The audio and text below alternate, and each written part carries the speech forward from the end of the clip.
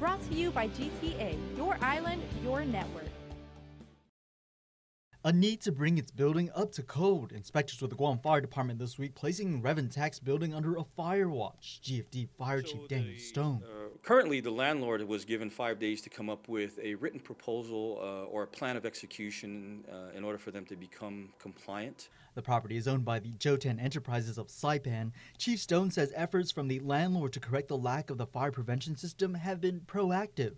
They have been given until this upcoming week to present their corrective action plan to the Fire Department's Prevention Bureau.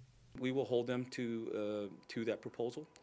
So we will do monitoring of the progress in the facility. Employees at DRT have been forced to go on fire watch since last week's inspection.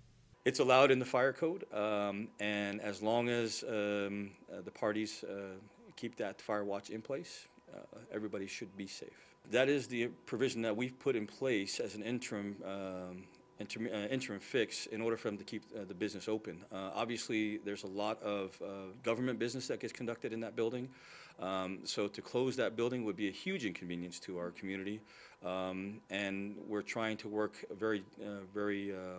we're trying to work in partnership with Department of Revenue Taxation as well as the landlord and all the other agencies that are involved.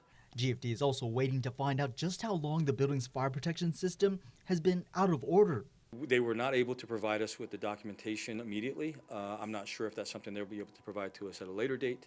But all I know is today moving forward, it was discovered. So, of course, we have to take the proper and appropriate actions since we now know of its deficiency.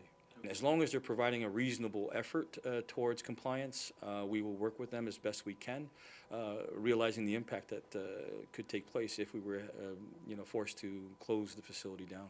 Though it may be business as usual over at DRT, the landlord has been given until Monday to provide its proposal to GFD. Reporting for Guam's News Network, Guahusi Nick Delgado.